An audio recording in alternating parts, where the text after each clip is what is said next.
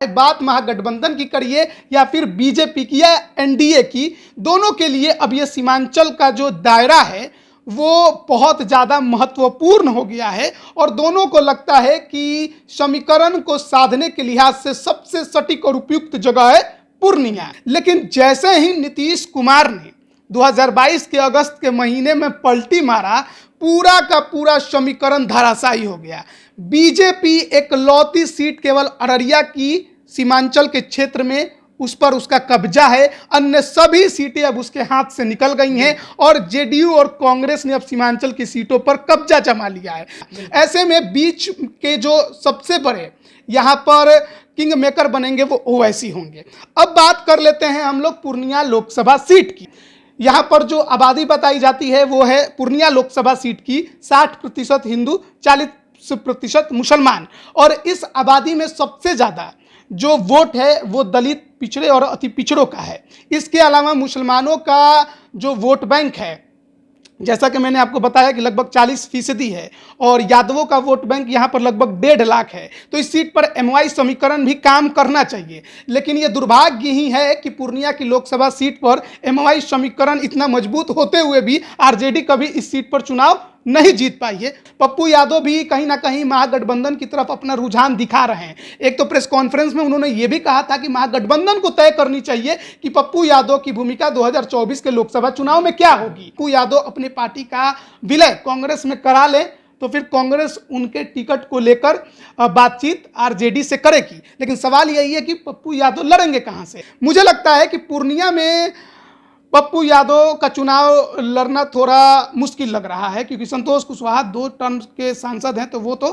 Seat छोड़ेंगे नहीं, और जेडीयू भी लगातार जब जीत रही है यहाँ से, जब अकेले दम पर भी जीत गई तो फिर जब गठबंधन की बात है तो वो सीट क्यों छोड़ेगी। कांग्रेस में जो अभी उदय सिंह हैं, अब उनको लगेगा कि मेरा यहाँ से पत्ता कट रहा है तो वो कहीं ना कहीं बीजेपी का रुख करेंगे और बीजेपी भी उनको अपने पास लाने में कोई भूल नहीं करेगी। नमस्कार, आप देख रहे हैं लाइव बिहार। मैं हूं आपके साथ असलम अब्बास। लोकसभा चुनाव 2024 को लेकर आपको हम लगातार अलग अलग संसदीय क्षेत्र के बारे में बता रहे हैं और वहां के सियासी और जातीय समीकरण के बारे में भी आपको हम बताते हैं।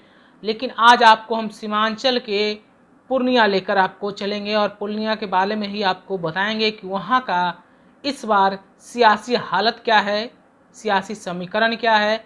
मौजूदा समय में बिहार और बिहार की सरकार जिस तरह से एनडीए से नीतीश कुमार बाहर आकर महागठबंधन का दामन थामा है, पूर्णिया 2024 को लेकर एक हॉट केंद्र बन चुका है। खास करके अमित शाह का बिहार दौरा और फिर आगामी 25 फरवरी को महागठबंधन की बड़ी रैली पूर्णिया। तो पूर्णिया के बारे में जानेंगे। मौजूदा समय में जो सांसद हैं, जदयू का कब्जा है, 2024 में किसका सर पे जीत का सेहरा सजेगा ये तो 2024 बताएगा। इन तमाम बातों को लेकर हमारे सहयोगी आज राजमोहन तिवारी आपको एक एक करके बताएंगे कि आखिर 2024 में हालत क्या होगा। तो पहला सवाल, हॉट सीट पूर्णिया महागठबंधन और एनडीए के लिए। बिल्कुल, हॉट सीट तो पूर्णिया बन चुका है और इसके पीछे कई कारण हैं। सबसे पहले हम लोग को समझना होगा कि जब बिहार में सत्ता का परिवर्तन हुआ था, उसके अगले ही महीना यानी अगस्त की घटना हुई जब बीजेपी सत्ता से बेदखल हुई, और सितंबर के महीने में बीजेपी के चाणक्य कहे जाने वाले बिहार केंद्र सरकार के गृह मंत्री अमित शाह पूर्णिया पहुंचते हैं और रंगभूमि मैदान से ही बिगुल फूंकते हैं। यानी कि फोकस बीजेपी का भी पूर्णिया है। और जैसा कि आपने बताया कि 25 फरवरी को भी महागठबंधन अपनी एकजुटता का प्रदर्शन उसी रंगभूमि मैदान से करने जा रही है पूर्णिया की। यानी कि हर कोई अब लड़ाई पूर्णिया में ही जाकर लड़ने जा रहा है। तो आखिरकार यह सीमांचल का पूर्णिया इतना महत्वपूर्ण कैसे बन गया कि हर लड़ाई अब 24 लोकसभा की यहीं से शुरू होने जा रही है, और क्यों होने जा रही है। देखिए, पूर्णिया जो है वो सीमांचल का कहिए कि राजधानी है। बिल्कुल, कारोबार की कारोबार के लिहाज से कहिए या फिर सीमांचल के सटे अन्य लोकसभा सीटों को लेकर भी कहिए, उसके आप देखिएगा कि दक्षिण में कटिहार और भागलपुर हैं, पूर्व में पश्चिम बंगाल आता है, पश्चिम में मधेपुरा है और उत्तर में अररिया और किशनगंज की सीटें हैं। इसके अलावा सुपौल की सीट भी इससे जुड़ती है। तो हमें ये बात समझना होगा कि पूर्णिया की जो सीट है वो कई लोकसभा सीटों के समीकरण को साधने में अहम भूमिका निभाती है। और इसीलिए चाहे बात महागठबंधन की करिए या फिर बीजेपी की या एनडीए की, दोनों के लिए अब ये सीमांचल का जो दायरा है वो बहुत ज़्यादा महत्वपूर्ण हो गया है और दोनों को लगता है कि समीकरण को साधने के लिहाज से सबसे सटीक और उपयुक्त जगह है पूर्णिया। देखिए, पूर्णिया की जो कहानी है वो तो हमने आपको ये बताई, लेकिन सीमांचल को भी हमें समझना बेहद ज़रूरी है, क्योंकि पूर्णिया के अलावा जो अन्य सीटें हैं, पूर्णिया डिवीज़न में 4 लोकसभा की सीटें आती हैं, जिसमें कि पूर्णिया हो गया, अररिया हो गया, किशनगंज हो गया और कटिहार हो गया। इनमें से 2019 के लोकसभा चुनाव में 3 सीटों पर एनडीए का कब्जा रहा, 2 पर जेडीयू, 1 पर बीजेपी और 1 सीट किशनगंज की कांग्रेस के खाते में गई थी। ये वो मात्र इकलौती सीट थी जो महागठबंधन जीत पाया था। यानी कि सीमांचल में बहुमत का आंकड़ा जो है वो एनडीए के पक्ष में था। लेकिन जैसे ही नीतीश कुमार ने 2022 के अगस्त के महीने में पलटी मारा, पूरा का पूरा समीकरण धराशायी हो गया। बीजेपी इकलौती सीट केवल अररिया की सीमांचल के क्षेत्र में उस पर उसका कब्जा है, अन्य सभी सीटें अब उसके हाथ से निकल गई हैं और जेडीयू और कांग्रेस ने अब सीमांचल की सीटों पर कब्जा जमा लिया है। जैसे कि कुछ सीटों की भी अगर मैं बात कर लूं, जिसमें पूर्णिया से जेडीयू के खाते में है, 2014 में भी ये जेडीयू के खाते में रहा। इसके अलावा कटिहार जेडीयू के खाते में है, किशनगंज कांग्रेस के खाते में है, अररिया इकलौती सीट सीमांचल की जहां पर बीजेपी के प्रदीप कुमार सिंह सांसद हैं। इसके अलावा अगर बात करें हम, मधेपुरा जेडीयू के खाते में है, भागलपुर जेडीयू के खाते में है और सुपौल जेडीयू के खाते में है। 2014 में सुपौल कांग्रेस के खाते में था। यानी कि अब बीजेपी के लिए यहाँ पर जो खबर है वो सही नहीं निकल कर आई जब नीतीश कुमार ने यहाँ पर पलटी मार दिया। ऐसे में अब बीजेपी इस उम्मीद में है कि जो सीटें अब उसके पास नहीं हैं सीमांचल की, जहां पर जेडीयू का खासकर कब्जा है, उन सीटों को अपने पाले में लेकर आना है। और इसके लिए जो भी रणनीति जैसे भी बनानी पड़े उसको तो हम बनाएंगे ही। और ओवैसी फैक्टर एक अलग यहाँ पर काम करेगा, क्योंकि हमने देखे 2020 के विधानसभा चुनाव में किस प्रकार से महागठबंधन को नुकसान हुआ। और ऐसे में महागठबंधन जो है अभी इस जुगाड़ में लग गया है कि जो सीटें उसके पास बची हैं, चाहे कांग्रेस के खाते में हो या जेडीयू के खाते में हो, वो सीटें जो है बीजेपी के पास ना जाए। और इसके लिए अगर किसी प्रकार का कोई ध्रुवीकरण हो सकता है तो उसको रोकने की कोशिश की जाए। और ओवैसी फैक्टर 2020 विधानसभा की तरह 2024 में काम ना कर पाए, तो इसलिए दोनों के दोनों जो बिहार के प्रमुख गठबंधन हैं अब अपना पूरा दमखम सीमांचल में लगाने लगे हैं। एक का काम है सभी सीटों को बचाना, दूसरे का काम है यानी बीजेपी का कि जो भी विरोधी के पास जेडीयू या कांग्रेस के पास सीटें हैं उसे अपने खेमे में खींचना। ऐसे में बीच के जो सबसे बड़े यहाँ पर किंग मेकर बनेंगे वो ओवैसी होंगे। अब बात कर लेते हैं हम लोग पूर्णिया लोकसभा सीट की, क्योंकि ज़्यादातर तो हमारी बात इसी पर इस वीडियो में करनी है। थोड़ी बहुत चर्चा हमने अगल बगल की भी कर ली। अब देखिए, यह सीट हॉट सीट है, ये आप भी मानते हैं और हर कोई मान रहा है, क्योंकि यहाँ के समीकरण भी कुछ ऐसे हैं। वर्तमान में यहाँ से सांसद हैं जेडीयू के संतोष कुशवाहा, लेकिन ये ऐसा नहीं है कि 2019 के लोकसभा चुनाव में मोदी लहर में चुनाव जीत गए। इसके पहले भी जब 2014 में लोकसभा चुनाव हुआ था, जिसमें जनता दल यूनाइटेड अकेले चुनाव लड़ रही थी 2 वामपंथी दलों के साथ गठबंधन करके, तो उस दौरान भी मोदी लहर था, लेकिन संतोष कुशवाहा ने उस दौरान भी यह सीट जीती थी, जिस कारण 2019 के लोकसभा चुनाव में उनकी सिटिंग सीट होने की वजह से बीजेपी ने यह सीट छोड़ दी थी। लेकिन इसके पहले यानी 2014 के पहले अगर इस सीट पर हम नज़र डालते हैं तो दिखाई देता है कि 2004 और 2009 में उदय सिंह उर्फ पप्पू सिंह यहाँ से बीजेपी के सांसद हुए। उससे पहले आप देखिएगा कि पप्पू यादव भी इस सीट पर 2 बार सांसद बन चुके हैं। एक बार 1996 में सपा के टिकट पर और 1999 में निर्दलीय, और 2004 में वो लोजपा के टिकट पर लड़े थे लेकिन चुनाव हार गए थे। इसके अलावा तस्लीमुद्दीन, माफ़ करिएगा अब तो उनका निधन हो गया है, लेकिन वो भी इस सीट पर सांसद रह चुके हैं। यानी कि इस सीट का इतिहास जो है अपने आप में बहुत खास आपको नजर आएगा। अब बात कर लेते हैं यहाँ के समीकरण की। तो अगर सीमांचल की बात कर रहे हैं तो धार्मिक समीकरण तो अपने आप सामने आ जाते हैं।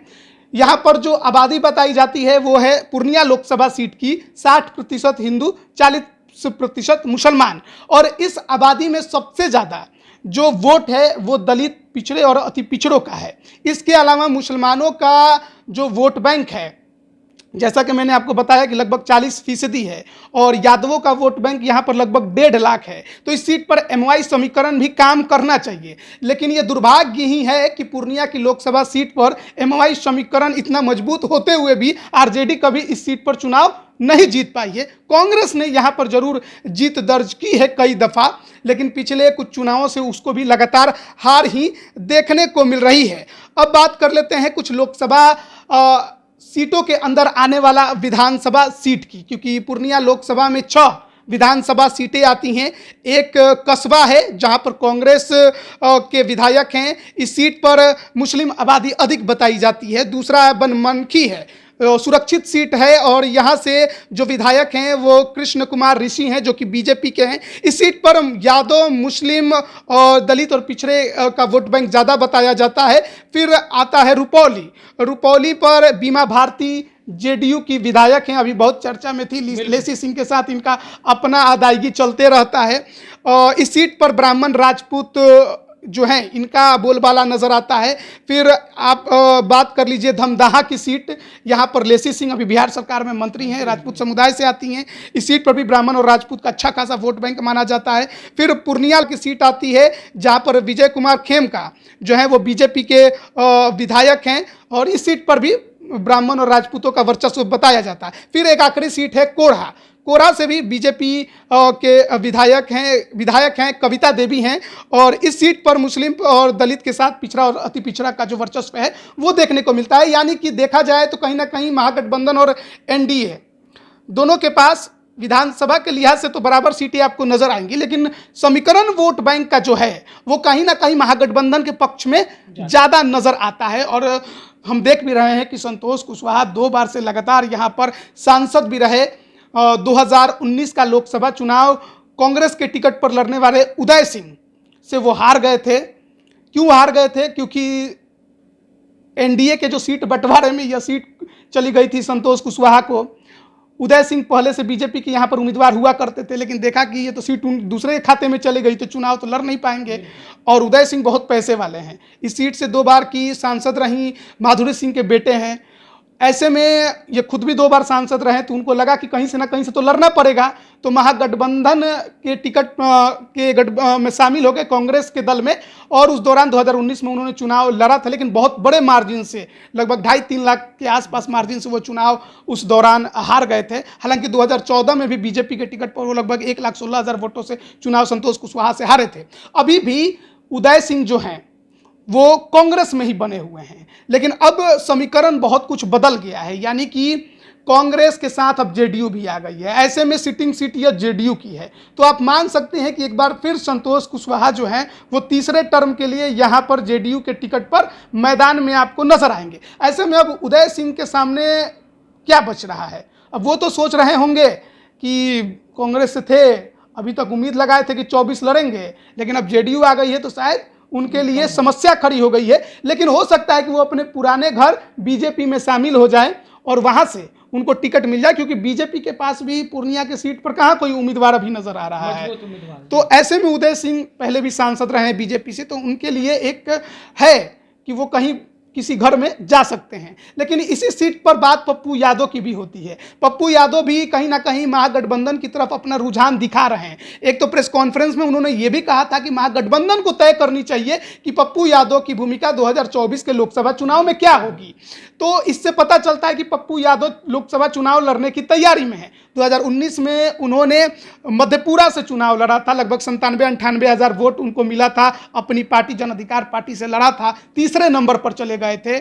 2014 में मधेपुरा का चुनाव उन्होंने आरजेडी के टिकट पर जीता था। लेकिन पूर्णिया की सीट पर भी ये 2 बार सांसद बन चुके हैं। तो ये उम्मीद लगा रहे हैं कि पूर्णिया नहीं तो मधेपुरा कहीं से तो महागठबंधन उनको टिकट दे। लेकिन आरजेडी उनके महागठबंधन में आने पर अड़चन पैदा कर सकती है। हालांकि ये भी एक खबर आ रही है कि अगर पप्पू यादव अपनी पार्टी का विलय कांग्रेस में करा ले तो फिर कांग्रेस उनके टिकट को लेकर बातचीत आरजेडी से करेगी। लेकिन सवाल यही है कि पप्पू यादव लड़ेंगे कहां से। एक है मधेपुरा की सीट और एक है पूर्णिया की सीट। मधेपुरा से भी ये सांसद रहे हैं, पूर्णिया से भी सांसद रहे हैं। मधेपुरा से भी अभी वर्तमान सांसद जेडीयू के ही हैं, पूर्णिया से भी जेडीयू के हैं। तो क्या जेडीयू अपनी सिटिंग सीट छोड़ेगी? सवाल यह है। मेरा मानना है कि कुछ ना कुछ सीटें तो जेडीयू को छोड़नी पड़ेंगी, क्योंकि गठबंधन उनका बहुत बड़ा है, लगभग 7 दलों का गठबंधन है। और वैसे में अभी मुकेश सहनी की भी चर्चा छिड़ी रहती है, कहीं गठबंधन में शामिल होगा तो 1-2 सीट उनको भी देना पड़ जाएगा। तो बहुत ज़्यादा अभी मगजमारी जो है महागठबंधन में सीट को लेकर होने वाली है। मुझे लगता है कि पूर्णिया में पप्पू यादव का चुनाव लड़ना थोड़ा मुश्किल लग रहा है, क्योंकि संतोष कुशवाहा 2 टर्म के सांसद हैं, तो वो तो सीट छोड़ेंगे नहीं। और जेडीयू भी लगातार जब जीत रही है यहाँ से, जब अकेले दम पर भी जीत गई, तो फिर जब गठबंधन की बात है तो वो सीट क्यों छोड़ेगी? मुझे लगता है कि नहीं छोड़ेगी। कांग्रेस में जो अभी उदय सिंह हैं, अब उनको लगेगा कि मेरा यहाँ से पत्ता कट रहा है, तो वो कहीं ना कहीं बीजेपी का रुख करेंगे। और बीजेपी भी उनको अपने पास लाने में कोई भूल नहीं करेगी, क्योंकि उसको लगेगा कि एक दमदार चेहरा है और शायद नरेंद्र मोदी का फैक्टर इनके साथ जुड़े तो ये सीट निकाल भी सकते हैं। पूर्णिया में बहुत सारी समस्याएं हैं, किसान से लेकर चीनी मिल से लेकर सड़क, कॉलेज, ये तमाम वहाँ पर समस्या खड़ी है। लेकिन उन समस्याओं का निदान अब तक नहीं नजर आया है।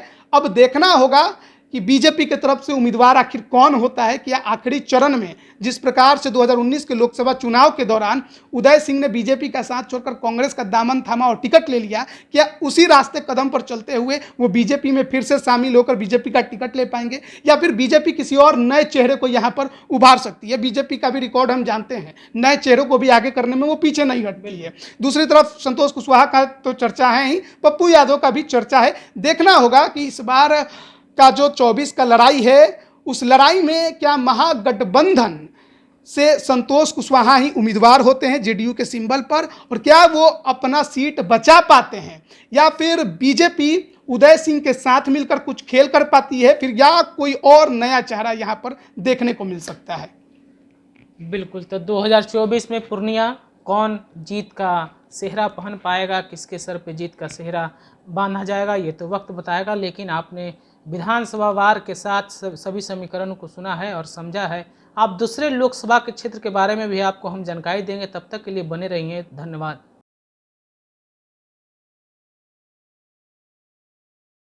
लाइव बिहार यूट्यूब पर सब्सक्राइब और फेसबुक पर लाइक जरूर करें।